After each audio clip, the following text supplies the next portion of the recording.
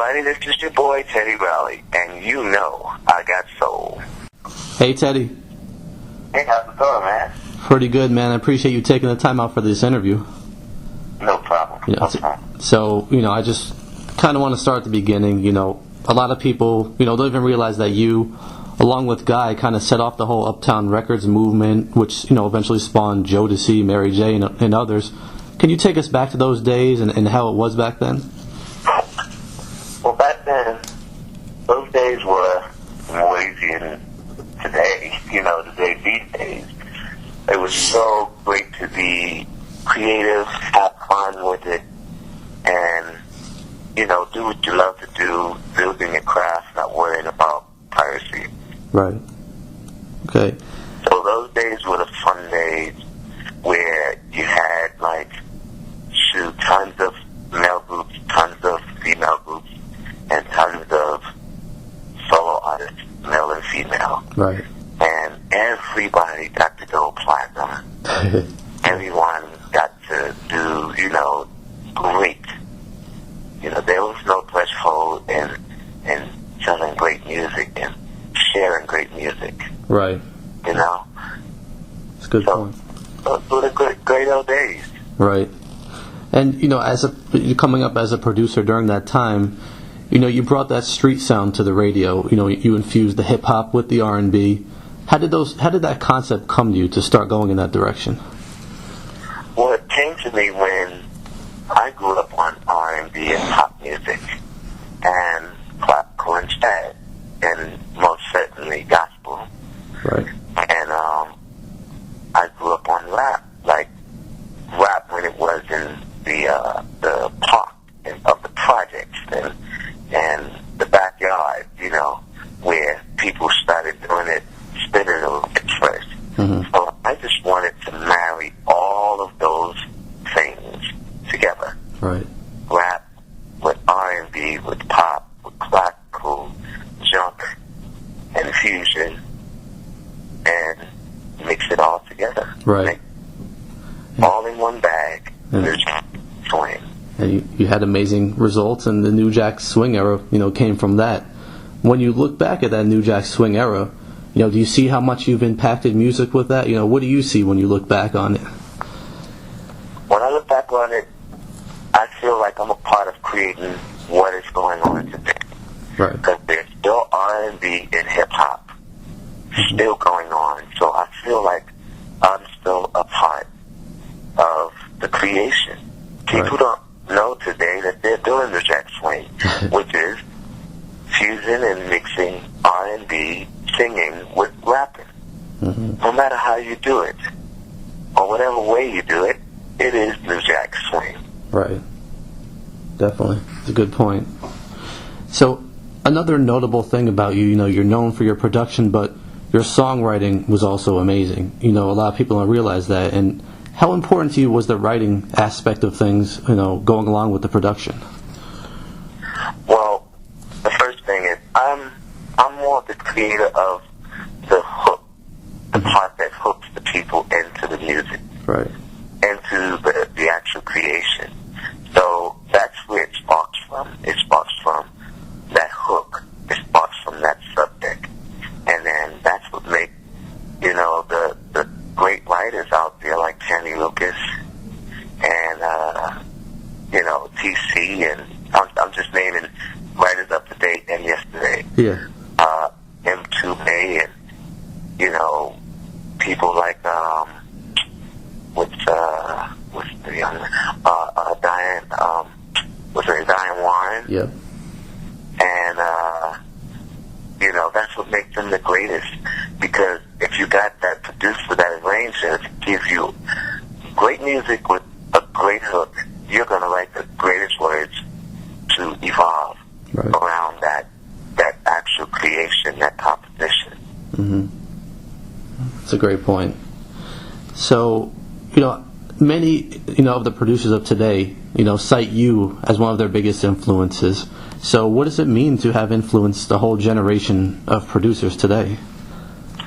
It makes me feel like, our greatest legends out there, like, the Duke Ellingtons and,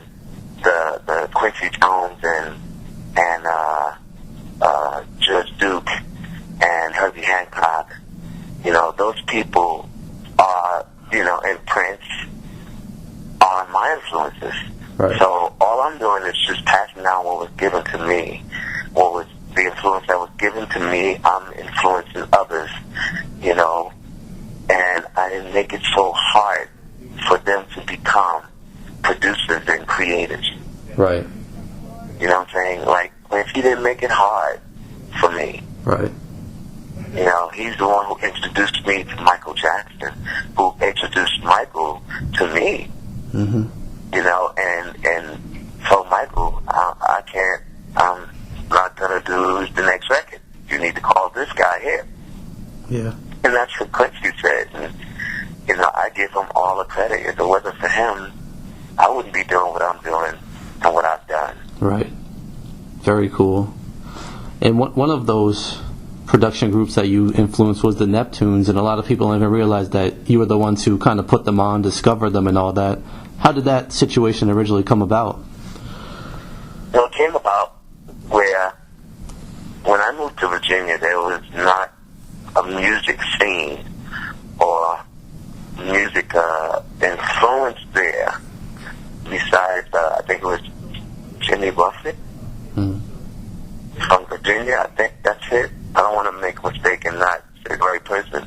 But when I went there, I just opened up a whole music scene there. Right. And,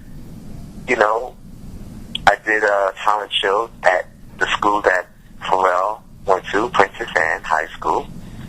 And I did the annual talent show. And my first talent show, these guys perform. And Pharrell and the Neptunes, Chad and Mike Etheridge, they perform. And they didn't really have a concept. Yeah. They were just doing it from the top of their heads. Pharrell was rapping from the top of his head. Yeah. And off the cups. Like what he was doing through the school hallways, the high school hallways. Everybody loved Pharrell. They would be in the hallways listening to him just do his thing and spit something.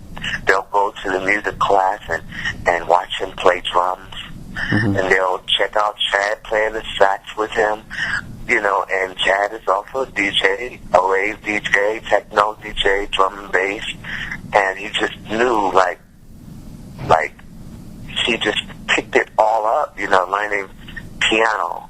The chords that he plays are so different, sort of like the chords that I play are so different from a lot of the chords, that a lot of my church musicians and all of the musicians that I know, they play different from mine. So every time, and I never really picked it up until, recently, a producer came up to me, man, and he said, I'm one of the producers that's under your camp with Chops.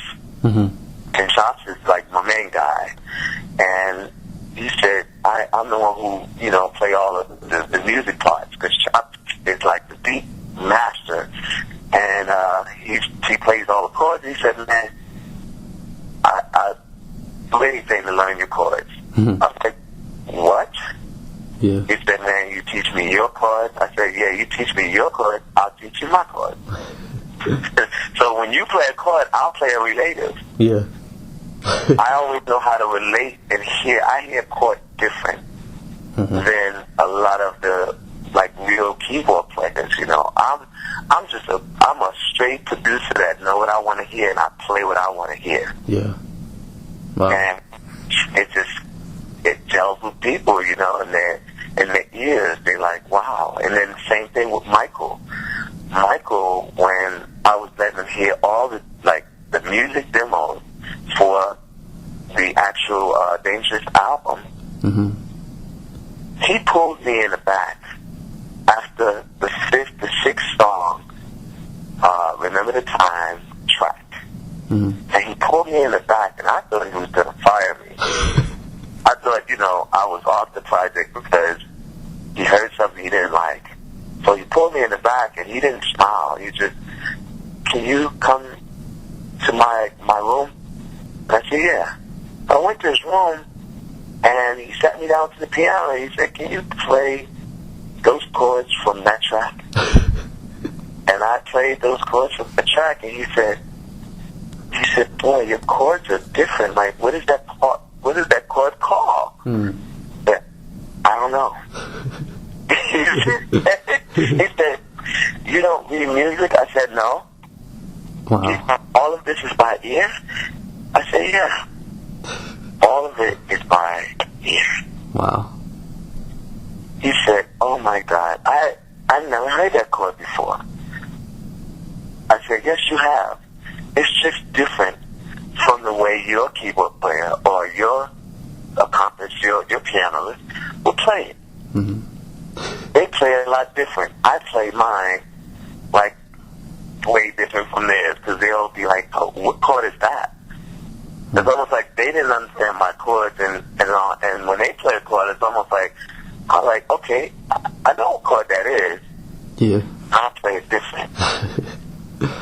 That's so cool. So I'm the chord man. It's just, even my guys from, Underdogs who I'm working with now, and, we're sort of like putting our heads together doing some stuff, and they called me for a track with Jennifer Hudson, and I was just so delighted, to just work with them and, be able to be a part, and I love being a part of a team. That's why you never see me go out there and go solo. Right. I like to be a part of a team. I'm a team player. Yeah.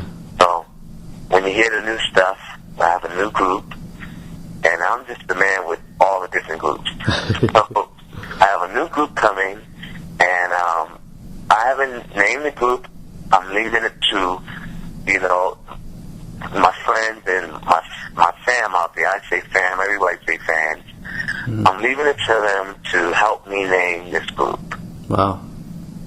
But it's not really about the name, it's about the music. So based on the music, I want you to give us a name. Interesting.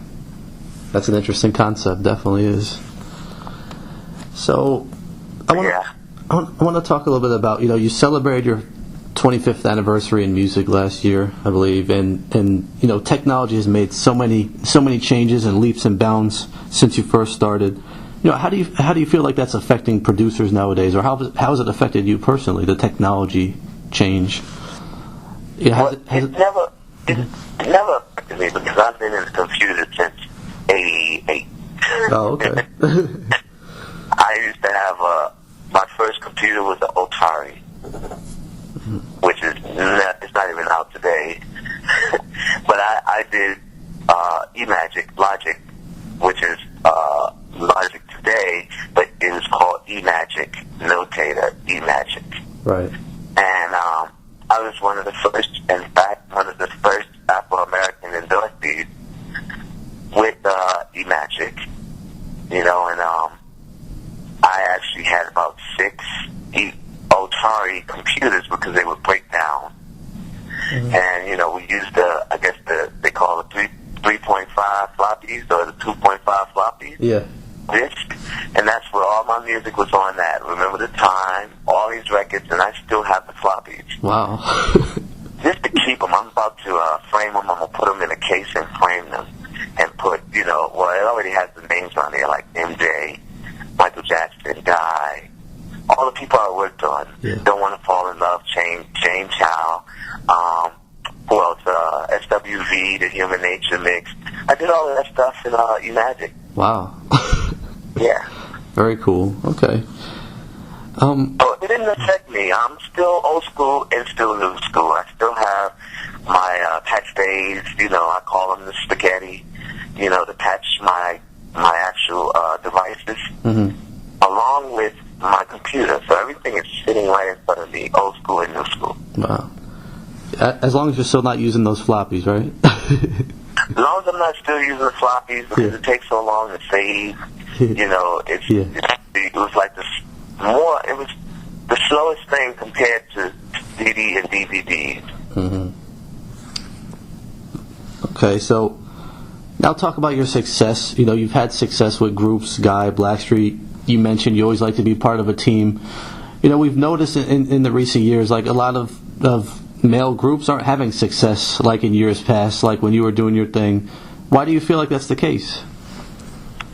Well, that's the case because, like I said, this piracy. I mean, there's a lot of good groups. Like, you know, you got B2K. Mm-hmm. You know, they were a good combination. Remind me of the Jackson. B5 and you had Pretty Ricky and you know 112, but 112 was around our time, so they had the success. Great group. But the groups of the day, like Mindless Behavior, they're having a good run out there. Yeah. You know, got Justin Bieber. You know, they're having a good run. I can't say so much as far as selling records, but you know, now it's really about, you know, sponsorships, endorsements, and building your catalog. Yeah, that's fair. And if you could keep building the catalog, like my catalog is, you know, over 700 records plus. So I'm just, you know, just still building my catalog because it's gonna come back around, you know. Right. Oh, definitely. Now, you know, I've always heard about this debate where, you know, it's producers versus beat makers. Can you kind of talk about what it means to be a producer in all aspects of creating music as compared to just someone who makes the beat? All right. The difference is a beat maker, beat master, is one that come up with the great beats and elements, rhythmic elements, on top of, like, you know, samples, different things like that. They kind of create around the beat. Mm-hmm. They make the beat, and that's pretty much what they do. They master making the beats. I have a few in my camp, and to make it clear, they are important. Right. You know what I'm saying? Yeah. Now, a producer don't necessarily have to make the beats. You know what I'm saying? Their thing is producing and arranging and creating synergy, chemistry, knowledge,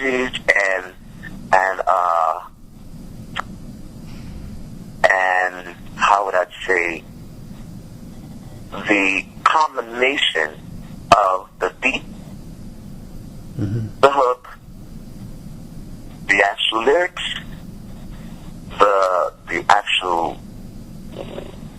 basically the reason for the actual record and the composition. That's what the producer kind of creates. Now you have your producers that are just producers that don't create, and they bring in the musicians and you know, pretty much tell them what to play, how to play it, and you know, they understand the notes and basically the theory of that composition, which is, you know, Puffy. Mm-hmm. Puffy understands, like, how he wants that beat to sound. Now, different is Quincy Jones. He plays, he arranges, he actually basically produces, he brings in the chemistry, he brings in the musicians, but he can play it himself as well. Right. That's what I do. Yeah. I produce, arrange, chemistry, bring in the singers, bring in everybody, and put it all together. And my surrogate father, he composes the strings, who's Benjamin Wright, Mm-hmm. who's one of our famous Afro-American composers, who created all the compositions for Michael Jackson Off the Wall, except She's Out of My Life, Boogie Wonderland, Earth, Wind and Fire, Marvin Gaye, all of the Marvin Gaye albums, Temptations, all the way to Whitney Houston and everybody. Now, the latest, he's still, I think I want to say he's 70 going on 25. Because he's still relevant today, working with Justin Timberlake. He did the whole composition, Wow. string arrangements for Justin Timberlake. Yeah. So that's what a producer, the difference between a producer, Medusa, and a beat master, Okay. beat maker. Very well put. So, Now, I say producer and producer. Yeah. Not Medusa. Producer. Okay. So, if you can make it like pro, then dash produce, pro dash producer, yeah. and then producer for the second one that I said, and then the beat master. Yeah. Okay, got it.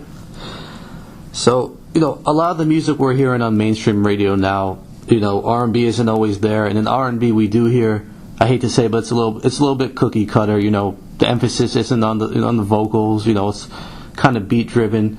Do you feel like there's still a place, for the true vocalists? Because they've kind of got pushed away. So how do you feel about that? There is a place for the true vocalist, and rhythm AC and urban AC is the new pop. Yeah. That's why a lot of people are saying R&B is like kind of taking the back step, but if you listen to urban AC, it's all R&B. Right. And they're playing the actual old stuff more than the new stuff. Right. Because those people understand music. They understand real creation. They understand chords. Like, I'm hearing something that's really, touching my heart. And that's not the words. Right. It's the actual chords. It's the actual, the actual melodic things that's going on around in the substance of the music. The music today, I feel a lot of the great singers are settling. And they're settling because they feel like, back in the day, a lot of people couldn't get a deal unless they did, I'm talking about before my time, unless they did great music like the James Brown, the Motown, and, the great groups back then. Now, switch to the next generation, New Jack Swing. A lot of people couldn't get a deal unless they did New Jack Swing. That is the reason why Jimmy Jam and Terry Lewis switched over to New Jack Swing and did Rhythm Nation, the Rhythm Nation. Right. That is why Babyface switched over and did As Soon As I Get Home From Work, Guilty. And then everybody switched over to New Jack Swing because you couldn't get a deal unless you did that stuff. You know what I'm saying? Yeah. Now, this generation, unless you do South-orientated music, you can't get a deal. Right. And let you, carry it on in person and finding, not finding educational words to sing about and sing, you're not getting a deal. Right. You gotta that is really sparking, that has never been said, which is, now the radio's starting to play records that have curses in it, and Right. it wasn't like that before. No, that's a very good point. Back then, we had to be educated and savvy in writing real songs and great songs, and that's what it was about. Right. You still have your great rappers out there, Jay-Z, you have Common, you have Wale, right. you have people who are actually saying things, and not always about what they have. Right. About, and we speak to the women, because that's who's going to buy my records. And Wale started doing that, Common and, Jay-Z still, speaking to the women, but he's also speaking to a lot of the people, the kids, and, substance, Eminem. He's trying to change his life around, and, Kanye West saying things, that is meaningful to our culture. Right. So, and they're starting to put real music behind rap, since a lot of things are not putting it in their music. You got I'm hearing music out there now that's having, rap songs that's having real strings and music and bands. And now rappers are starting to go on tour with real bands. Yeah. Because a DJ only on the stage with a rapper, there's no synergy. There's no, action going on. So now rappers are starting to have bands and just hanging out. And that's the one thing I'm, applauding is bands are coming back, and real music is going to come back because those band members are from the church, and they're going to start sticking them chords and the rap beats. Yeah. You better watch out. Those are some very interesting points. That's definitely true, though. Yeah. So now, you've worked with, like you said, you have 700 plus credits to your name. You've worked with so many legendary artists, so many names.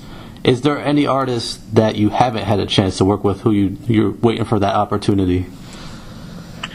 Well, I'll tell you this. I never got a chance to really work with Mary J. Blige. I've worked on her records. Yeah. I remixed her records. I've never been in a room with Mary J. Blige. Okay. I've never worked with Beyonce. I've never worked with who else? Fantasia. Mm-hmm. I've really never worked. Well, I did work with SWV. Yeah. And they were in the room with me. Who else? I never got a chance to work with Seal or Lenny Kravitz. Now, I've been in a room with them, but I've never, done a song with them. I never got a chance to work with Prince, but I've worked on his song. Right. Mm-hmm. Who else? Celine Dion. Mm-hmm. Jennifer Hudson. I've worked on her song, but I've never worked in a room with her. Yeah. And I just think that when I get in a room with a real singer, all heck is going to break loose. And with my new group band, it's just, I'm really applying it more to them, and I guess that's what God has led me to do, because it's the only way, that music is going to come back is if you do it yourself and just put it out there. And, I'm so happy to see, legendary artists like the Barcades, come back out with a record. Right. And it's so crazy how, it's pretty good on the charts. It's in top 20. Yeah. Definitely. So, man, I look forward to bringing out this new music, and, hopefully from that, I'll be working with more people, because, people kind of forget if you're out of sight, out of mind. Right. I've been kind of locked in. I'm here in Atlanta, so I'm not really out in California, on the scene, being, if you're seen and you're going to the clubs and that legendary artist or that artist treat you, and they be like, man, let's get in the studio. Right. I'm just not that guy. I'm the family guy. I'm at home, and if I get a call, which I got a call from my boys, the Underdogs, and Harvey and Damon, got a call from them, got a call from Tyrese, and I happened to get on that new TZT record. Oh, wow. Sex ain't never been felt better. Yeah. And I'm just delighted, just to have the sound out there. People recognize it. People know, like, is that Teddy? Mm-hmm. And that's what people have been calling. You can't. They didn't even mention me in the song. Yeah. But people know. Right. Almost like when I did the show, I was never mentioned until later in the years. Dougie mentioned that, I worked on the song with them, the show. Right. So hopefully, Tyrese and the guys will, mention that I worked on the song with them, and, I did the vocal on there. It's like, that'll be fine. Right.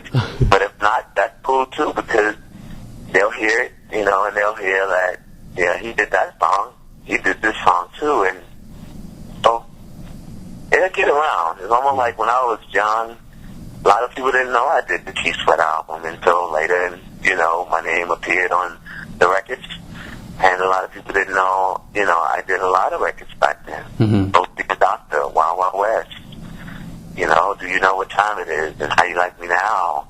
A lot of people didn't know that. Yeah.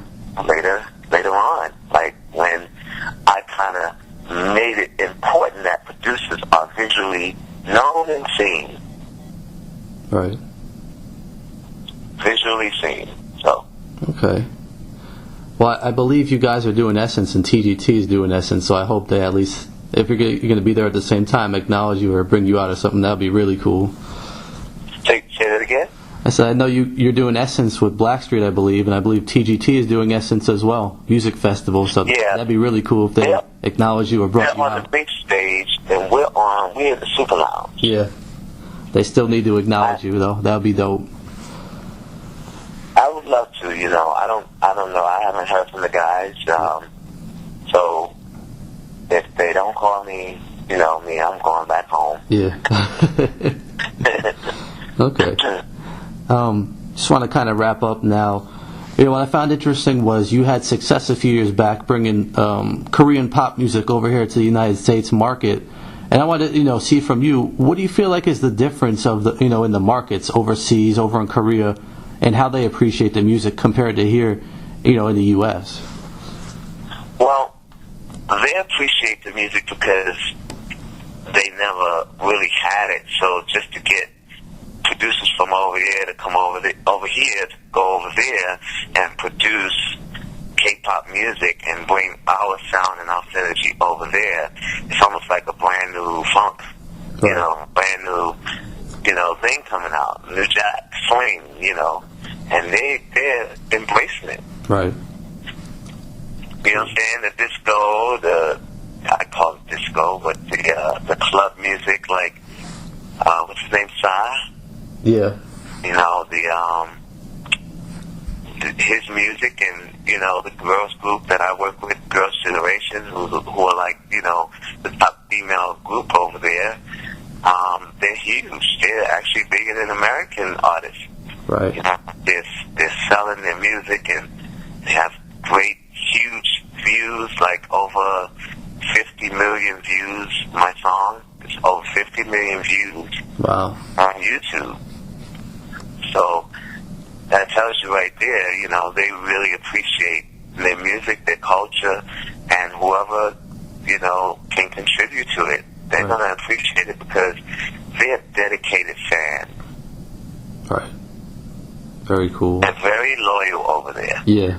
They love you, and they continue to love you. Yeah. Nice. Okay. And just also I want to touch on the fact that, you've been doing some touring with Blackstreet. You've had some dates this year, some more coming up. Talk about that whole thing with the touring and what we can expect with that. Touring right now is just my love. I love to do it. I love to get out.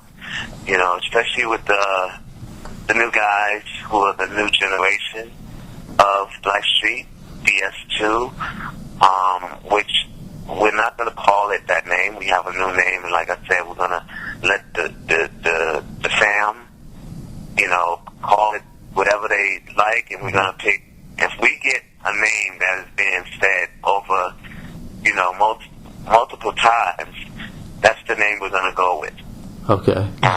We're taking basically emails. They'll hit our site. They'll hit, the radio station saying you should call the group whatever, 1, 2. Yeah. And if it's 1, 2, and we get multi people saying 1, 2, then it's going to be 1, 2. Wow. Okay, cool. Yeah. So that's all we have for you. Anything you want to add? That's it. I just want to thank everyone for still believing in the music and still following my music. I appreciate it, and I'm always gonna, do what I can to keep the music flowing and going. Yeah. As long as I am able.